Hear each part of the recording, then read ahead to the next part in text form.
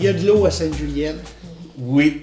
Pouvez-vous nous conter un petit peu l'aventure depuis le début? L'aventure vient de se terminer jeudi dernier, lorsque les gens de Sainte-Julienne ont eu de l'eau. Il restait une abonnée qui n'avait pas d'eau parce que son entrée privée était gelée. Okay. C'était la seule et unique. Et ça a été corrigé. En fin de semaine, elle avait de l'eau.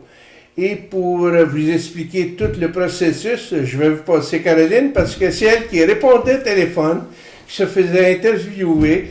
Et à ce moment-là, elle connaît le dossier sur le bout de ses ongles. Oui. On va la féliciter. Beau travail, merci. Caroline. Continue. Bien, dans le fond, pour faire un résumé du dossier, je sais que vous avez été au courant un petit peu de l'évolution, mais depuis le 8 mars, là, il y avait des gens qui commençaient à avoir plus d'eau chez eux là, sur les propriétés qui sont situées à Sainte-Julienne, mais qui sont alimentées par Saint-Esprit. Sachez que nous, on a 36 propriétés à Sainte-Julienne. Sur ces 36-là, on en avait 25, à peu près 26, qui ont commencé à avoir pas d'eau ou plus d'eau du tout. Donc, ça a été comme ça pendant les 2 premières semaines. Puis après 2 semaines, là, on pourrait dire que là, vraiment, il n'y avait plus d'eau. C'était gelé, C'était interruption totale. Nous, dans le fond, on soupçonnait le gel depuis le début parce qu'à l'usine, tout allait bien.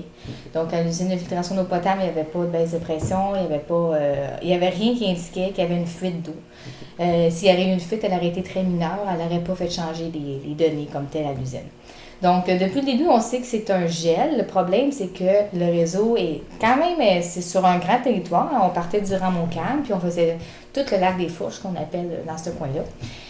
Donc, ça faisait en sorte que oui, on avait 25-26 maisons, mais c'était un très grand secteur qui était concerné par ça. Puis, le problème majeur, on a réussi à le localiser. Oui, on l'a localisé, qui était sur le Rand-Montcalm, mais ça fait à peu près 2 semaines de ça. Ça a commencé à peu près dans le congé de Pâques.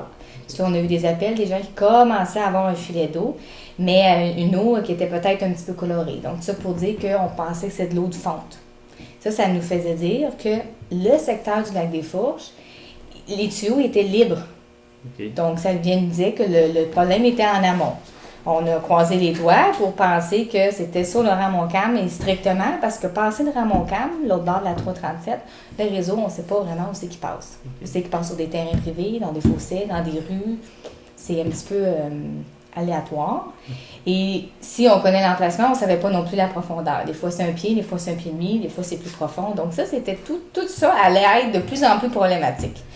Donc, ce qu'on a fait, c'est le secteur ciblé Rand-Montcalm. On a commencé à creuser des trous autour du 30 avril, ou même 29-30. Ce qu'on a fait, là, c'est qu'on a creusé des trous. Puis on a dégelé sur à peu près 1200 pieds sur le Rand-Montcalm. Je dis dégelé, là, mais c'était un tuyau de 4 pouces sur 1200 pieds qui était complètement gelé par en bas.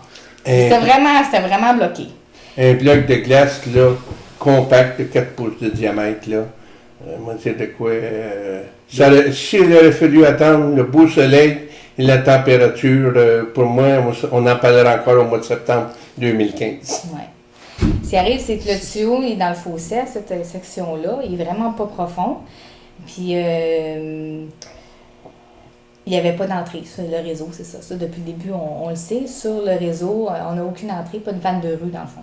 Il a fallu faire des trous, aller poser des vannes, des valves, pour être capable, après ça, avec un appareil à vapeur d'eau ou à pression d'eau, aller dégeler de droite et à gauche de chaque trou. Donc, en faisant ça, on a fait les premiers 1200 pieds. Suivant ça, il y a eu le week-end qui a passé. Puis là, pendant ce week-end-là, il y a eu à peu près un 500 mètres de plus, donc à peu près 1600 pieds. Où est-ce que l'eau a circulé? Oui. Puis après ça a rebloqué. Donc là où ça a rebloqué, on s'est rencontrés et on a décidé de dire, on va creuser d'autres trous, puis on va redégeler la conduite. Mais en creusant les trous supplémentaires, ça l'a aidé à la nature. Puis là, ça s'est mis à dégeler jusqu'à 337. Okay. Puis passé à 337, tout le monde s'est mis à avoir de l'eau. Donc le problème était vraiment identifié sur le Rand-Montcalm. Okay. Puis avant ça, c'est ça qui était la difficulté. Là. Vous n'aviez aucun indice où ça pouvait être. Rien du tout. Et il y avait de la neige. En mois de février, il y avait de la neige. Il y avait des froids excessifs. Après ça, tu as eu le dégel. Les fossés étaient pleins d'eau. Tu ne peux pas creuser. L'employé, je ne sais pas comment il aurait fait pour vider sa tranchée pour être capable d'accéder au tuyau. Et de la minute qu'on n'a plus accès de façon sécuritaire en n'ayant pas d'eau, Là, on a pu se faire une bonne idée de qu'est-ce qui se passait. Là, on a fait creuser 8 trous exploratoires en tout. Puis on a mis 6 vannes. Il y a 2 trous qu'on les a creusés pour rien, mais au moins, on les avait si jamais on en avait besoin. Et la bonne nouvelle, c'est qu'il y avait un grand bout, là, tout le bout de l'autre bord de la 337, qui avait plus d'eau dedans. La vanne avait fait évacuer l'eau de façon graduelle. La purge? La purge, je veux dire. Et à ce moment-là, ben, ça nous a donné une bonne chance. Parce que de l'autre côté, ça a l'air d'un spaghetti. On ne sait pas où ce qui passe, ce réseau-là. Ok. C'est une antiquité de 15 ans. 115 ans environ. Pas de plan, pas rien. Pas de plan, rien du tout. Fait que là, ça devrait être réglé. Ben, C'est réglé. Là, les gens nous avisent qu'ils ont de l'eau. On a cessé de donner depuis ce soir, Ce soir. des lieux où est-ce que les gens pouvaient aller prendre des douches, parce que durant toute cette période-là où il y a eu pénurie d'eau, les gens ont pas été laissés à eux-mêmes. Dès le début, on leur a livré des bouteilles d'eau. Après ça, on leur a livré des cruches d'eau. Et en plus de ça, il y avait des endroits où vous pouvez aller prendre un bain, une douche, excuse. Oui. De façon 7 jours sur 7. On n'a jamais laissé les gens tout seuls. Et les personnes qui étaient en difficulté de mobilité, notre employé allait toujours porter de l'eau, faire une vérification aux 2 jours de façon ponctuelle. Ok. On n'a jamais laissé les gens tout seuls. Oui, puis les gens ont quand même bien utilisé le service de douche, donc c'est bien parce qu'on s'est dit le besoin était vraiment là. tu sais. Oui, parce que C'est des fois, comprenable. t'as des voisins, t'as des amis pas loin, puis tu Oui, t'organises. c'est ça, mais en même temps, des fois, la famille est loin, fait que d'avoir eu un service proche, les gens en ont bénéficié. C'est sûr que c'est pas comme être chez soi, là, ça, j'en conviens, mais le fait que les gens ont utilisé ce service, ben, c'était parfait, parce que dans le fond, on s'est rendu compte du besoin, puis Mais il y a des coûts à ça, c'est sûr. j'imagine, pour faire ces trous-là. La facture, elle s'en va où? Là, présentement, c'est Saint-Esprit qui l'a et on prendra une décision après. On n'a pas reçu encore les factures OK, de ça tous les marche. intervenants. Mais c'est sûr qu'il y a un très bon coût. C'est ça. Tu as la question de les trous, tu as la question de l'équipement aussi. Les vannes, c'est 200 ou 300 $ la vanne. On a Ça posé dépend 6. de la grosseur, oui. OK. Et après ça, tu as la personne qui dégelait. Après ça, tu as l'eau qu'on a acheté. L'eau, ça ne se donne pas à 10 sous la bouteille. Là. On disait quoi? Il faisait venir des palettes, là, puis c'était livré. Puis si on Ça va calcule vite. le temps de notre employé, l'essence, puis tout ça, on disait quoi? Une facture, ça monte très rapidement en peu de temps. Oui, j'imagine. Ouais. Puis, dans les faits, le citoyen qui paye sa taxe d'eau, ça, c'est pour l'entretien des pompes puis tout ça, pour que le service d'eau fonctionne. C'est pas C'est des pour... coûts d'opération qu'on appelle. C'est ça. Coûts d'opération, là, puis des choses très, très mineures là, sur le réseau. Là. C'est ça. Oui, Fait mais que il n'y a là- aucune immobilisation là-dedans, ça, non, c'est sûr. Puis là, je pense que Sainte-Julienne a eu une réunion spéciale la semaine dernière Oui.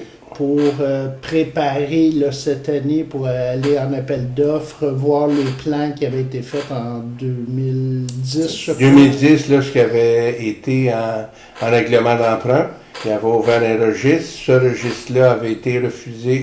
Les gens, lors du registre, avaient refusé l'emprunt pour remettre au niveau ce réseau-là. Et là, c'est sûr qu'ils vont avoir une décision à prendre. Et là, la municipalité de Sainte-Julienne est en train de faire recommencer l'évaluation des coûts qui avaient été budgétés en 2010, qui ne sont pas les mêmes qu'en 2015. Et à ce moment-là, nous, on s'engage, la municipalité, à fournir de l'eau à Sainte-Julienne. Et on va tâcher de signer une entente, d'avoir un partenariat, chose qui n'existe pas depuis le début. Il n'y a jamais eu d'entente de signer entre les municipalités. Ça fait 35 ans que le projet est sur la table. Vous En avez- 1980, il y a eu des discussions, mais depuis ce temps-là, ça a figé jusqu'en 2009, jusqu'à temps que je rentre en poste et Marcel Jeté rentre en poste. Et on était prêts, nous autres, à dire, là, il faut que ça se règle, cette histoire-là. Mais là, la population a le droit de se poser ou d'être d'accord. En 2010, ils sont opposés. On verra en 2015 la décision qu'il prendra. C'est sûr que Sainte-Julienne a proposé un projet pour ses citoyens, là, à faire des études, à faire des scénarios, puis à faire des consultations comme tel. C'est ça, parce que présentement, les citoyens sont desservis par Saint-Esprit, mais sont facturés par Sainte-Julienne, Oui, qui vous rembourse là, à la fin de l'année, durant l'année, Oui. j'imagine. c'est ça. C'est Moi, ça. j'envoie une facture, puis étant donné que Sainte-Julienne a 4 versements, Sainte-Julienne a 4 versements pour nous rembourser. Donc, moi, j'envoie une facture, 36 maisons à 470 $ et il me renvoie systématiquement le montant. OK. Donc, il n'y a pas de différence entre ce qui est facturé et ce que je reçois non plus. OK, c'est bon. C'est bien. Non, les gens posent la question, donc c'est bien de le spécifier. Oui, parce que des fois, il y aurait pu en profiter. Administration, les frais d'administration, mettons, de Sainte-Julienne, mais c'est pas le cas. OK. Il n'y a pas de frais d'administration. C'est bon. Fait que c'est le même prix que C'est le même prix. si vous facturiez. Oui. Oui. Puis là, qu'est-ce qu'on peut s'attendre? Admettons qu'il ne se passe rien pour l'année prochaine. On se croise les doigts et on attend que ça. On souhaite que ça gèle pas. Moi, dire de quoi, c'est une solution que je n'ai même pas pensé. Il faut que ça soit réglé là, pour au moins cet automne pour que les travaux soient faits, pour que les gens ne revivent pas une telle situation. Parce que si on regarde avec les changements climatiques présentement, là, on le voit, là, on a eu des chaleurs extrêmes. Aujourd'hui, il fait 14 seulement. Et puis, si ce réseau-là a gelé en 2015, OK, on ne l'a pas enterré plus profond, il est encore à la même profondeur que si on a un hiver froid avec les températures qu'on a eues, c'est sûr que s'il le fait une fois, il va le faire 2 fois. Ouais, c'est ça. OK? Puis je pense que personne qui souhaite qu'on revive un épisode comme on a vécu présentement, autant pour les citoyens, autant que pour les municipalités. Parce que c'est pas plus drôle pour nous autres. Je comprends le citoyen qui n'a pas d'eau. En 2015, pas d'eau pendant environ 1 mois et demi, 2 mois. Je comprends que c'est pas drôle. Mais il faut comprendre que nous autres aussi, il fallait qu'on sache un peu où on s'en va. Oui, tout à fait. Bon, mais on vous remercie beaucoup. Merci.